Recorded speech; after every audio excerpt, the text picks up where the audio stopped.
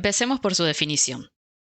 Git es un sistema de control de versiones distribuido donde su principal objetivo es llevar un historial de cambios realizados en ciertos archivos, que comúnmente son los archivos de un proyecto de software. Git salió a la luz allá por el año 2005 de la mano de Linus Torvalds. Para quienes no lo conozcan, esta persona es alguien muy influyente en la industria del software. Es el creador de ni más ni menos que el sistema operativo Linux, y Git nace de la necesidad de resolver los problemas a los que se enfrentaban en aquel entonces los desarrolladores del kernel de Linux al trabajar colaborativamente. Su creador cuenta que empezó a ver un problema cuando su equipo de colaboradores creció exponencialmente de unos 10 a unos miles de colaboradores, y necesitaba una herramienta que facilitara la colaboración entre desarrolladores que realizaban pequeñas tareas, y más aún que esta herramienta fuera ágil y eficiente. Hoy en día, en base a la encuesta de Stack Overflow, donde se afirma que más del 96% de los desarrolladores de software de la industria utilizan Git como control de versión, nos da un fuerte indicio de que Git es la herramienta que sobresale por sobre la competencia, como SVN o Mercurial. Entonces, ¿qué es lo que hace a Git tan popular? Primero, tenemos que Git es un sistema distribuido. Esto significa que cada desarrollador tiene una copia completa del repositorio en su máquina local. Esto permite a los desarrolladores trabajar de manera independiente sin necesidad de una conexión constante a un servidor central. Además, sabemos que Git es rápido y es eficiente. Las operaciones comunes como la confirmación, es decir, crear commits, y la fusión, hacer los merge, son rápidas debido a la forma en que Git almacena la información y gestiona las ramas. Y por último, ya que los mencionamos, también el trabajo de ramificación es extremadamente fácil en Git. Esto permite a los desarrolladores trabajar en nuevas características o solucionar problemas sin afectar a la rama principal del proyecto. Bueno, te estarás preguntando entonces quiénes usan Git. Dentro del mundo del desarrollo de software hay varios perfiles que utilizan Git diariamente. Entre ellos podemos encontrar a los desarrolladores de software o a los estudiantes que se están adentrando en el mundo de la programación. Estos dos perfiles sí que usan Git diariamente y en su profundidad. Necesitan conocer la herramienta al 100% y conocer sus fundamentos. Luego tenemos también, por ejemplo, los QAs, testers, data scientists, game developers, que también necesitan conocer las operaciones básicas que provee Git. Y por último, diría que un perfil tech en general, al menos necesita conocer qué es Git y para qué se utiliza esta herramienta.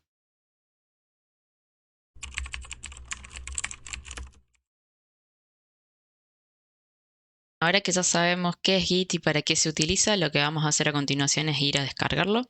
Para ello nos vamos a Google y buscamos la palabra Git. Nos va a salir en la primera página el link oficial a la página de Git. Hacemos clic aquí. Podemos chequear que la URL sea la correcta. Y ya una vez dentro de la página oficial de Git nos vamos a la sección de descargas. Hacemos clic aquí y automáticamente, dependiendo del sistema operativo en el que estén ejecutando el browser, les va a detectar cuál es el ejecutable o el paquete que necesitan descargar para instalar Git. En este caso yo estoy en Windows, por lo tanto voy a descargar el ejecutable para Windows, pero también Git, al ser multiplataforma, ofrece otras descargas para macOS o Linux y Unix. En este caso nos vamos a Windows, estamos actualmente en la versión 2.43 y me voy a ir a descargar mi versión de 64 bits. Una vez que se descargue, vamos a ir a ejecutar el .exe y a instalar Git. Una vez ya dentro de nuestra carpeta de descargas, vamos a tener el ejecutable de Git, le damos doble clic y va a empezar nuestra instalación. Lo primero que se nos va a presentar en la instalación de Git es la licencia, le vamos a dar clic en Next. También nos va a presentar en qué carpeta queremos instalar Git. Yo por defecto voy a dejar dentro de Program Files /Git. Luego la siguiente pantalla nos muestra cuáles componentes queremos instalar junto con Git. En este caso voy a dejar los que vengan por defecto. También los shortcuts voy a dejar por defecto. En esta vista nos permite elegir qué editor de texto queremos utilizar con Git. Vamos a ver que hay muchas operaciones que vamos a estar haciendo con Git que vamos a necesitar soporte de un editor de texto. Por defecto nos viene Vim. Bean es un editor de texto bastante poderoso, pero puede ser confuso y difícil de aprender al principio. Esto lo dejo a elección de ustedes, pero yo por facilidad les recomendaría que utilicen Visual Studio Code, que también es otro editor de texto que vamos a estar utilizando también para codificar. En este caso yo voy a seleccionar Visual Studio Code y le voy a dar Next. En la siguiente pantalla nos permite seleccionar el nombre de la rama por defecto que nos va a crear Git cuando creemos un nuevo repositorio. En este caso la rama por defecto es Master. Lo vamos a dejar en la opción que viene por defecto, pero en caso que quisiéramos sobreescribir el nombre de la rama, seleccionaríamos la segunda opción y aquí le daríamos el nombre que nos gustaría. Otra opción bastante común es el nombre main. También comentar rápidamente que hay un proyecto actualmente en desarrollo por parte de Git que intenta cambiar el nombre de la rama por defecto master a main, y atrás de todo este proyecto hay una intención bastante inclusiva en lo que tiene que ver con el nombre. Así que a aquellos interesados los invito a que visiten el link y el proyecto. Le vamos a dar clic en siguiente. En esta pantalla nos va a permitir seleccionar desde dónde queremos utilizar Git, si va a ser solamente desde el bash de Git o además desde otro software de terceros. En este caso voy a dejar la opción preseleccionada. Aquí podemos seleccionar cuál cliente de shell queremos utilizar. Vamos a dejar OpenSSH. Le vamos a dar clic en Next. Luego nos va a permitir seleccionar cuál librería queremos usar para las conexiones HTTPS. Vamos a dejar OpenSSL. La siguiente configuración tiene que ver con los finales de línea de los ficheros. Va a depender mucho de si estamos trabajando tanto en entornos de Linux como en entornos de Windows. Una de las opciones recomendadas si estamos trabajando en Windows es dejar la primera opción preseleccionada. Esta configuración también se puede ajustar luego de la instalación, así que esto no habría problema si lo quisiéramos cambiar. Le damos clic en Next. Dejamos la opción de la terminal preseleccionada. En la siguiente pantalla nos va a permitir seleccionar cuál es la acción por defecto que va a ejecutar Git cuando nosotros hagamos Git pull. Vamos a dejar preseleccionada la opción de Fast Forward o Merge, y luego más adelante en el transcurso del curso veremos qué implican las otras dos opciones. Vamos a dejar el Credential Helper Manager. Le damos clic en siguiente. Dejamos habilitado el File System Caching. Y por último, las últimas opciones son features que están actualmente en desarrollo. Por el momento las vamos a dejar desinstaladas o que no queremos que las instale. Y vamos a dar clic en Install. Con esto ya se nos empieza a instalar Git y una vez que finalice la instalación veremos cómo ejecutar el bash de Git. Y por último, para abrir lo que es el bash de Git, vamos a apretar la tecla Windows y escribir Git bash. Y le damos clic a la aplicación Git bash.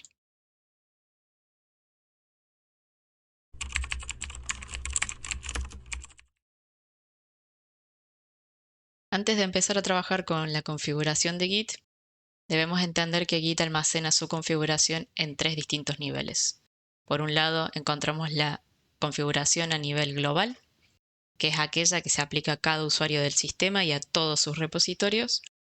Por otro lado, tenemos la configuración a nivel de usuario, que es una configuración que se aplica exclusivamente a nuestro usuario y afecta a todos nuestros repositorios. Y por último, tenemos la configuración a nivel repositorio, que es la que se aplica solamente al repositorio actual. Todos estos datos y la configuración van a estar almacenadas en ficheros .gitconfig y cada nivel sobrescribe al anterior. Es decir, si yo tengo un email configurado para mi usuario de Git a nivel de usuario, este va a sobrescribir al email que puede estar configurado en el nivel global. A continuación vamos a empezar seteando algunos valores en la configuración de Git, como por ejemplo nuestro email o nuestro nombre, que va a ser el que aparecerá cuando empecemos a crear nuestros primeros commits. Bueno, ya dentro del bash de Git, lo primero que vamos a hacer para comprobar que nuestra instalación ha sido exitosa es comprobar la versión de Git. Para ello vamos a tipear git --version y le damos enter. Esto nos va a devolver la versión actual de Git, que al momento de grabar este vídeo es 2.43. Y a continuación lo que vamos a hacer es empezar a trabajar en la configuración de Git. Para nosotros poder ver qué configuración tenemos a nivel global de usuario y de repositorio, lo que podemos hacer es ejecutar el comando config y a continuación --list y le pasamos el parámetro también show origin y esto nos va a devolver una lista de todos los valores key values que tenemos en la configuración, ya sea a nivel global y a nivel de usuario. Por ejemplo, aquí podemos ver que a nivel de usuario yo tengo configurado que mi username sea Estefania Roggino y también el email sea este de aquí debajo. Otro tipo de configuración que podemos editar es el editor de texto que Git va a usar por defecto. O por ejemplo lo que veíamos antes cuando instalábamos Git, lo que es el fin de línea de los archivos. Una de las primeras configuraciones que vamos a necesitar actualizar cuando estemos trabajando con Git va a ser nuestro username y nuestro email. Para ello vamos a ejecutar git config y a continuación el parámetro global y lo que vamos a hacer va a ser modificar nuestro nombre de usuario. De esta manera vamos a escribir user.name, espacio, las comillas y dentro de las comillas especificaremos nuestro nombre de usuario. En este caso yo quiero especificar Steph Roggino, le doy Enter y vamos a actualizar también lo que va a ser nuestro email a nivel global, el email que vamos a usar para Git. En este caso es similar al anterior, nada más que en lugar de user.name escribimos user.email y a continuación escribimos el email que queremos utilizar para Git. Le damos Enter. Podemos volver a listar las configuraciones que tenemos a nivel global y de usuario para ver que se hayan almacenado correctamente. Si volvemos a ejecutar git config-list, esto nos va a tirar una lista de todas las configuraciones que tenemos en nuestro ordenador y aquí podemos ver que el username se ha actualizado al igual que el email.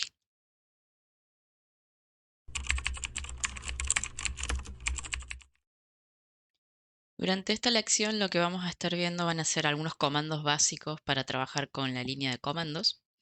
Y vamos a recordar que durante el curso vamos a estar utilizando Git Bash, que es un emulador de lo que sería el Bash de Unix o Linux dentro de Windows. Esto es súper importante. Vamos a estar utilizando Git Bash, no PowerShell ni ninguna otra línea de comandos. Esto puede ocasionar que algunos de los comandos no vayan a funcionar como están funcionando aquí o con los mismos parámetros. Así que en este caso yo voy a estar ejecutándolo en Windows, pero aquellos usuarios que vengan de Unix o Linux se van a sentir como en casa con esto. Lo que vamos a ver a continuación entonces van a ser algunos comandos básicos que vamos a necesitar cuando estemos trabajando con el bash de Git. El objetivo de esta lección no es dar en detalle comandos que se pueden utilizar con la terminal de comandos, sino aquellos que solamente nos van a ser útiles al momento de trabajar con Git. Como por ejemplo el caso del ls, que es un comando que nos permite listar archivos y directorios dentro de nuestra carpeta actual. Ya si nos movemos al bash de Git, aquí podemos ver lo que es el path de donde estoy actualmente trabajando. Si ahora voy al prompt del bash de Git y tipeo ls, este comando me va a listar todos los archivos y carpetas que tengo actualmente en mi directorio.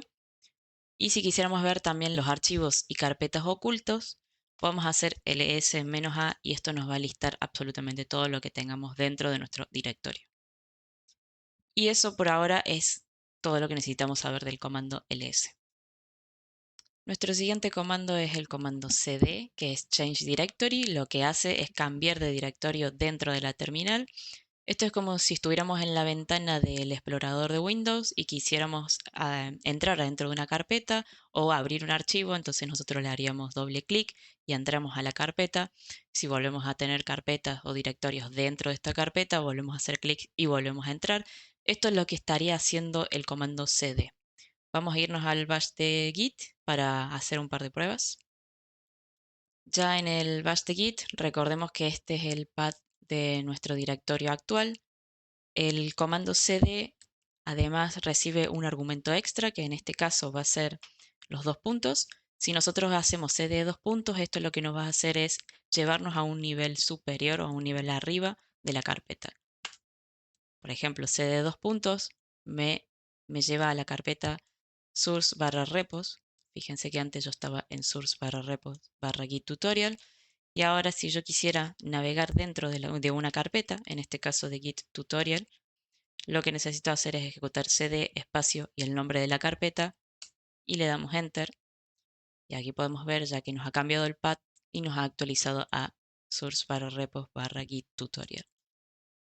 Siguiente comando con el que probablemente estemos trabajando también es mkdir, que es el comando que se utiliza para crear una carpeta nueva por línea de comandos.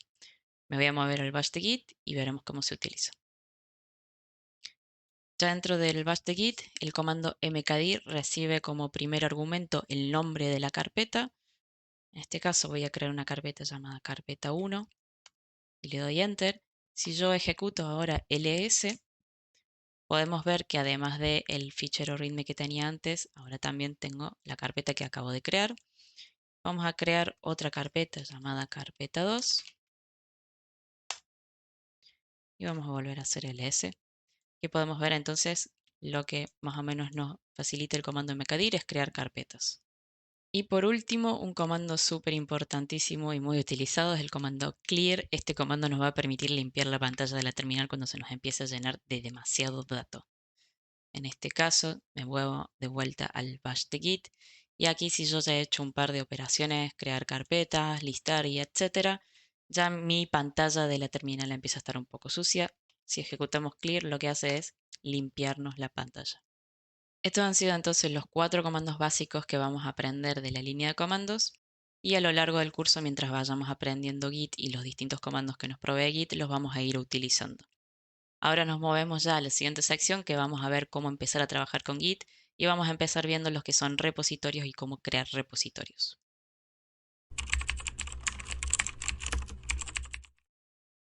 En esta sección vamos a empezar viendo lo que son los conceptos claves de Git y en este caso empezaremos con los repositorios. A un repositorio en Git lo podemos ver como un contenedor o una carpeta especial en donde no solamente vamos a tener archivos de código fuente del proyecto, sino que también va a contener todo lo que es el historial y la información necesaria para gestionar y colaborar sobre nuestro código de manera efectiva. ¿Cómo podemos darnos cuenta que estamos dentro de un repositorio de Git? Bueno, siempre en cualquier repositorio de Git vamos a encontrar una carpeta oculta .git, que es esta carpeta la que contiene toda esta configuración necesaria que les mencionaba anteriormente. Al momento de empezar a trabajar con los repositorios en Git, tenemos dos opciones. O bien clonamos un repositorio que ya existe o creamos un repositorio nuevo. Lo que vamos a hacer a continuación, vamos a ver estos dos métodos. Para crear un nuevo repositorio vamos a hacer uso del comando init y para clonar un repositorio vamos a hacer uso del comando clone. Lo que vamos a hacer, vamos a ir al bash de Git y vamos a crear una carpeta en donde vamos a querer tener nuestro repositorio. Para eso vamos a hacer uso del comando mkdir y le voy a dar el nombre de la carpeta git-tutorial y le damos enter. Esto nos va a crear una carpeta vacía. Ahora yo me voy a mover dentro de esta carpeta git-tutorial y voy a ejecutar el comando ls para que efectivamente veamos que no contiene nada, está vacía. Entonces lo que vamos a hacer a continuación va a ser crear un nuevo repositorio de Git. Para ello vamos a tipear git, espacio y el comando init. Este comando nos devuelve como output que un nuevo repositorio vacío de Git se ha inicializado y nos devuelve la ruta en donde está nuestro repositorio. Ahora si yo vuelvo a ejecutar ls-a, podemos ver que ya tenemos la carpeta .git que les mencionaba antes con las configuraciones. Lo que vamos a ver ahora va a ser el otro método para empezar a trabajar con repositorios en Git, que es clonando uno que ya existe. En este caso, para clonar un repositorio, bien podemos clonar o hacer una copia de nuestro repositorio desde nuestro local, es decir, copiar un repositorio que ya existe en nuestro local y hacer una copia, pero el escenario más común es que nosotros utilicemos una URL que es una referencia a un repositorio que está alojado en la nube, es decir, a un repositorio remoto. Esto ya lo vamos a ver más en detalle cuando empecemos a ver GitHub, pero yo lo que voy a hacer a continuación va a ser ir a mi cuenta de GitHub. Aquí tengo un repositorio que es nuevo Y lo que voy a hacer es copiar esa URL para poder clonarlo en mi local. Todo esto lo vamos a ver más en detalle en la sección de GitHub. Vamos a ver también cuáles son los distintos protocolos por los que podemos usar el clon, pero de momento yo lo que voy a hacer va a ser copiar la URL y utilizar HTTPS. Para eso me voy a venir aquí y hago clic en copiar, me vuelvo al bash de Git y lo que voy a hacer va a ser ejecutar el comando clone. A continuación, necesito pasar la URL de mi repositorio remoto y también tenemos como opcional pasar el nombre de la carpeta en donde queremos que se clone nuestro repositorio. Si yo no le paso nada, me va a tomar por defecto el nombre del repo, pero en este caso, por ejemplo, yo quiero que se llame tutorial. Entro el nombre tutorial, le doy enter y ya me aparece que se está clonando el repositorio dentro de tutorial. En este caso, si yo me muevo dentro de la carpeta tutorial, podemos ver que ya tenemos un archivo que es el que venía ya por defecto en el repositorio remoto. Y por último, una vez que ya tenemos nuestro repositorio nuevo en nuestro local, lo que vamos a hacer va a ser empezar a trabajar con él, es decir, empezar a agregarle archivos. Esto lo vamos a ver en la siguiente sección, cómo trabajar con archivos en Git y cuáles son los diferentes estados en los que pueden estar nuestros archivos.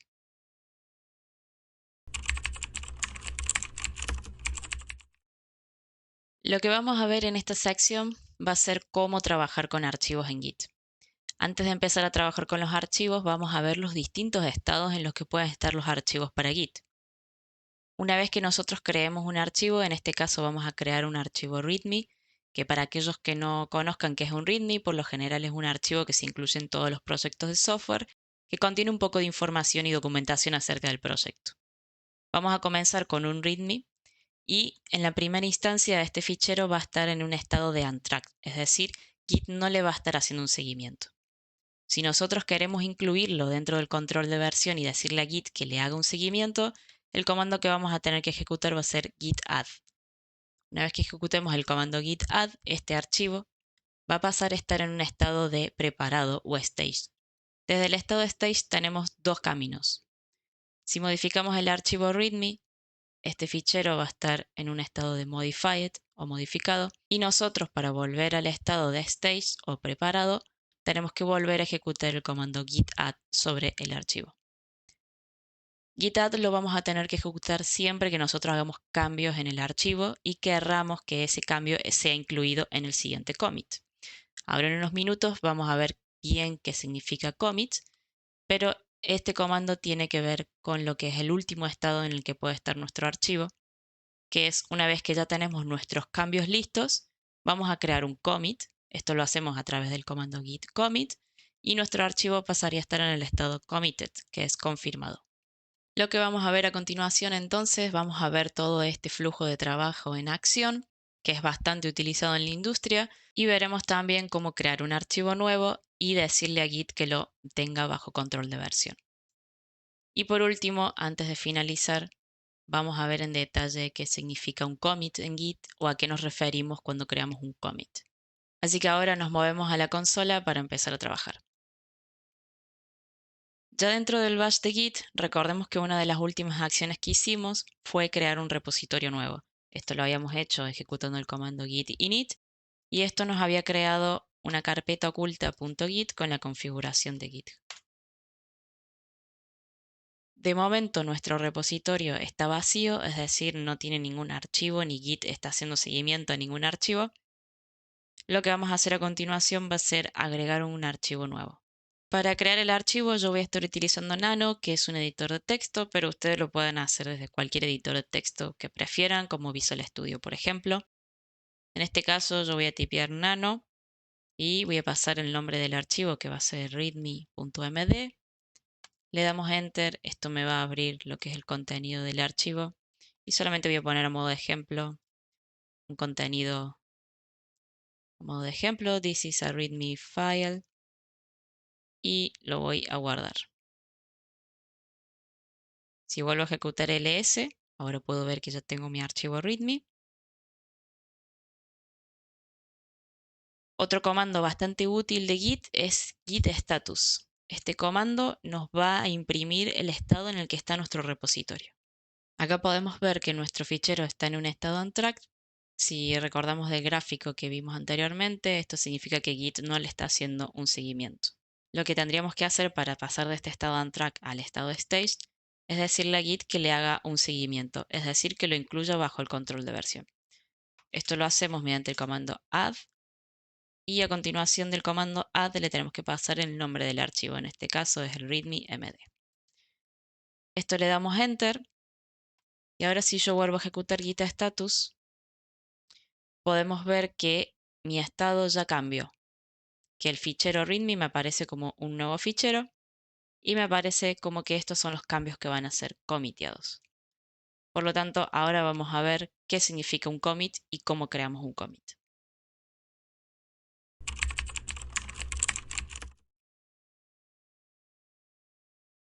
Si volvemos a nuestro gráfico, nosotros ahora estaríamos en este estado, en el estado staged, es decir, nuestro archivo está preparado. Y el siguiente paso va a ser crear un commit para decir que nuestro archivo ya está confirmado, que todos los cambios que hemos hecho en nuestro fichero están confirmados. ¿Qué es un commit o a qué nos referimos cuando decimos que creamos un commit? Bueno, un commit lo podemos ver como un punto nuevo de referencia en nuestro historial. Es como si estuviéramos sacando una foto a nuestro repositorio en un momento preciso. El mensaje del commit tiene que ser bastante claro y preciso.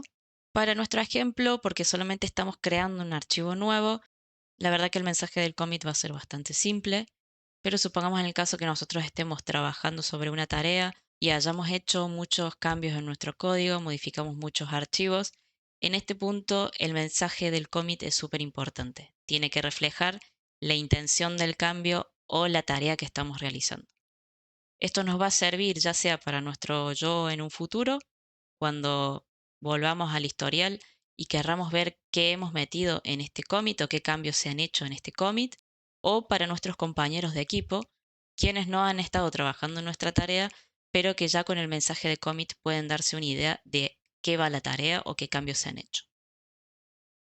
Si volvemos al git bash, lo que vamos a hacer antes de crear nuestro commit es ver el estado que está en nuestros ficheros. En este caso, si ejecutamos de vuelta git status, podemos ver los cambios que van a ser incluidos en el commit. Y en este caso me figura que solamente un archivo nuevo va a ser el cambio que vamos a incluir. A continuación, lo que vamos a hacer va a ser crear nuestro primer commit. Para ello vamos a usar el comando commit, espacio, -m nos permite especificar el mensaje del commit. En este caso, el mensaje que le voy a dar va a ser add readme file y a continuación vamos a dar enter. Otro comando que nos provee Git que es bastante útil es el log. Yo aquí voy a limpiar la pantalla y si ejecutamos git log, lo que va a hacer este comando es imprimirnos el historial de nuestro repositorio. En este caso, si ejecutamos git log a continuación de crear nuestro primer commit, nos va a devolver el commit con ciertos metadatos. Cada commit está compuesto de un hash o un ID único que lo identifica, el autor, que nos sale el nombre y el email que está configurado, la fecha que se hizo el commit y el mensaje que se le dio al commit. Si quisiéramos representar nuestro repositorio como un gráfico, este luciría de la siguiente manera. Tendríamos un solo commit C0, que es el primer commit que acabamos de crear, y tendríamos que nuestra rama master estaría apuntando a este commit. Esta parte de aquí la vamos a ver en detalle cuando empecemos a ver ramas, pero mi objetivo es introducirlos a este gráfico para que empecemos a familiarizarnos a visualizar nuestro repositorio de la siguiente manera, ya que cuando empecemos a tener más commits e introduzcamos las ramas, este gráfico nos va a ayudar muchísimo a poder visualizar lo que está sucediendo en nuestro repositorio. Lo que vamos a ver en la siguiente sección va a ser qué sucede cuando modificamos un archivo que Git tiene bajo control de versión y cómo podemos nosotros visualizar los cambios que se introducen en ese archivo.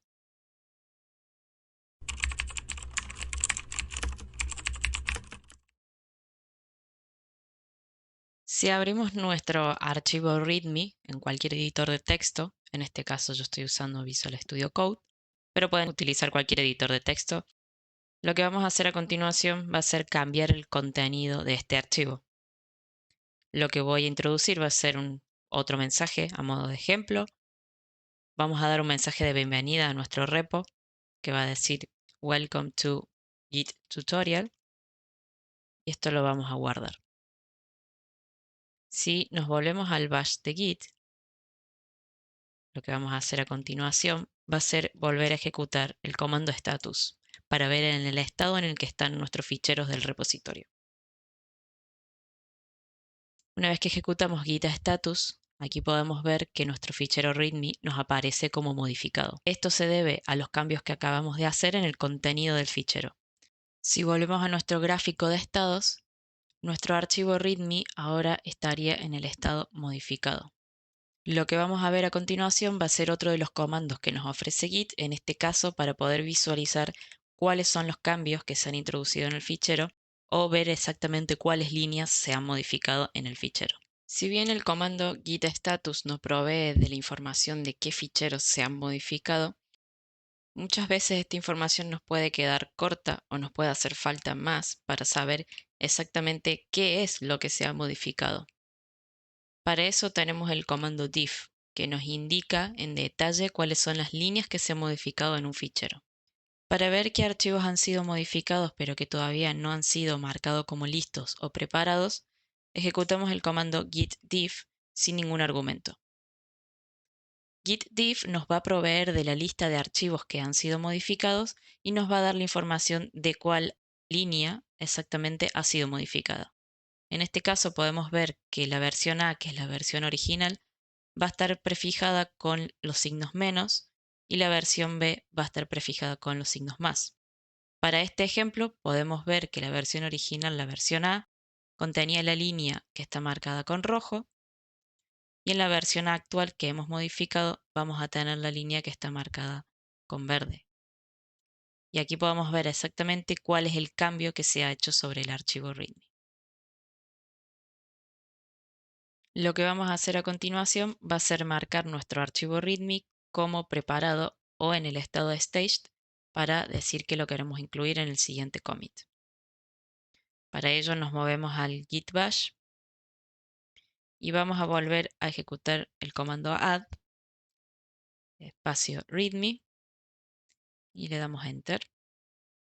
Si volvemos a chequear el estado de nuestro repositorio, veremos que nos aparecen los cambios que van a ser incluidos en el siguiente commit y en este caso nos aparece el archivo readme como modificado.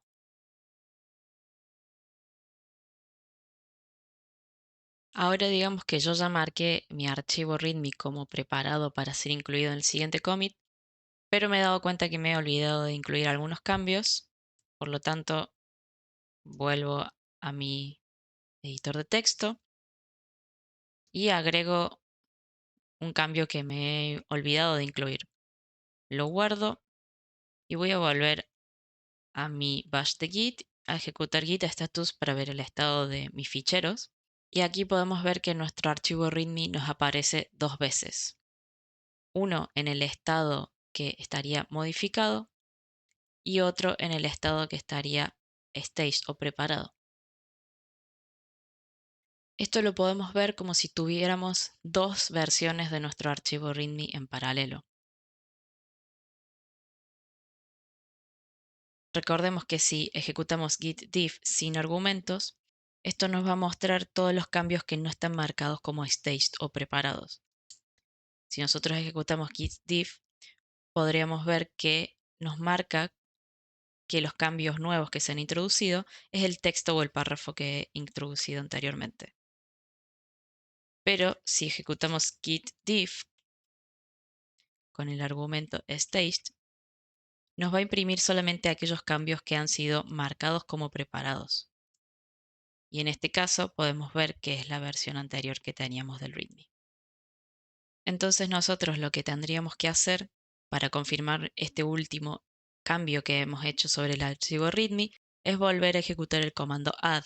Con esto ya estaríamos diciendo de vuelta que nuestro archivo README está en estado preparado.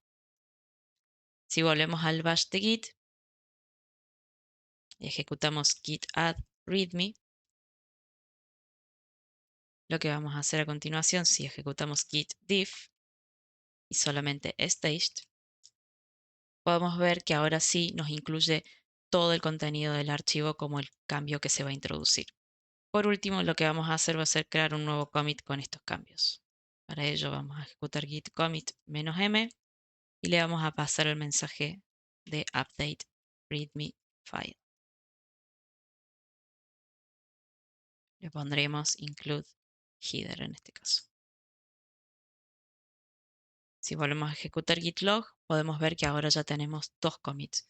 Nuestro primer commit, que fue el que creamos para incluir el archivo readme, y luego el segundo commit, que es el que acabamos de crear con los cambios o el update en el archivo readme.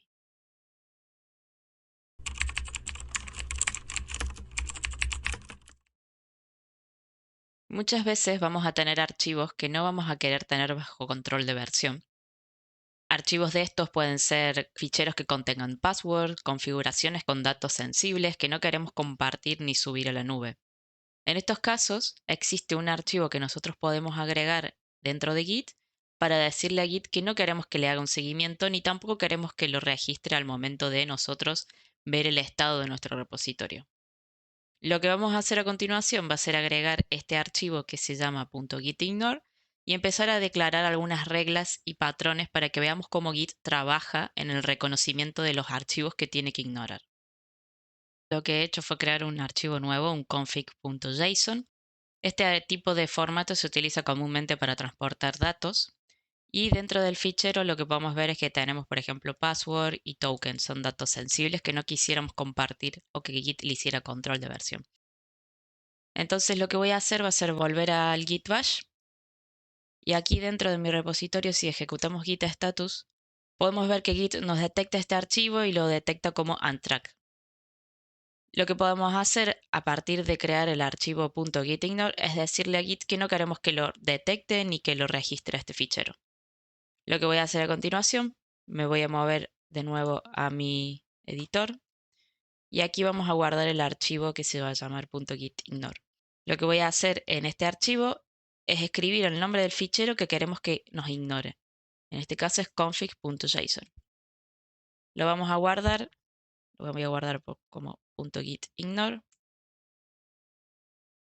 Y aquí si yo vuelvo a mi bash y vuelvo a ejecutar git status, podemos ver que ya el archivo config.json no me aparece como dentro de la categoría de untracked file, sino que esta vez me aparece un nuevo archivo que es casualmente el gitignore. Para esto lo que tenemos que hacer es agregar el archivo gitignore a git.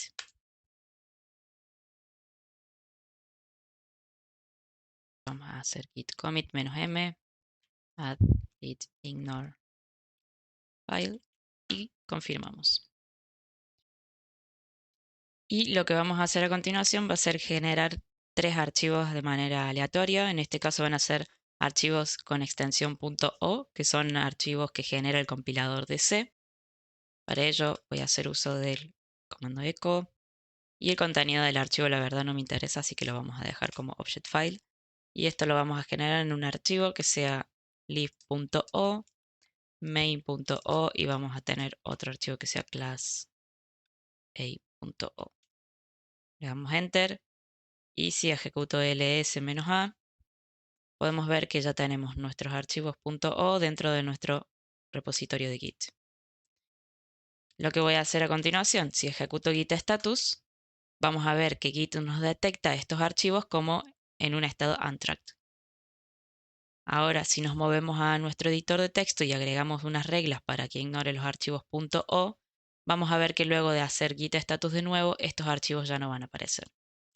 Ya dentro de mi editor de texto lo que voy a hacer va a ser agregar una regla general para todos los archivos .o. Para ello vamos a hacer uso del carácter asterisco. El asterisco nos machea de 0 a más caracteres y vamos a agregar la extensión .o. Con esta regla lo que estamos diciendo es que queremos que nos ignore todos los archivos que terminan en .o. Si esto lo guardamos y me vuelvo a mi bash de Git, vamos a ejecutar git status de nuevo y ahora vemos que ya los archivos .o no nos aparecen dentro de Git. Solamente nos aparece que hemos modificado nuestro gitignore, lo cual tiene sentido porque hemos agregado una nueva regla. Ahora supongamos que nosotros queremos ignorar todos los archivos .o menos uno en particular. En este caso yo quiero que mi librería .o esté incluida dentro de Git. Eso lo hacemos mediante el carácter de negación y estas dos reglas en conjunto nos van a ignorar todos los archivos .o a excepción del lib.o. Si me vuelvo a mi bash, ejecutamos git status, ahora mi archivo lib.o me aparece como un archivo que no está siendo traqueado. La regla que veremos a continuación va a ser cómo ignorar todos los archivos en un directorio. Para ello lo que vamos a hacer va a ser crearme una carpeta nueva que se llame build. Este tipo de carpetas por lo general contienen archivos de compilación y no nos interesa tenerlos dentro de Git. Vamos a ir dentro de build y de vuelta voy a crear un par de archivos. Los voy a llamar file 1, file 2 y file 3. Si ejecuto git status, voy a volverme para atrás para que sea más claro. Voy a ejecutar git status y podemos ver que nos aparece el directorio build como un directorio que no está siendo traqueado, pero que lo podemos potencialmente agregar a Git. En este caso no me interesa tener esa carpeta, lo que voy a hacer es agregar una regla dentro de mi git ignore para ignorar ese directorio. ¿Cómo ignoramos entonces todos los archivos dentro de una carpeta? Bueno, muy fácil, poniendo el nombre de la carpeta y una barra al final. También si quisiéramos tener comentarios dentro de mi git ignore lo podríamos hacer de la siguiente manera.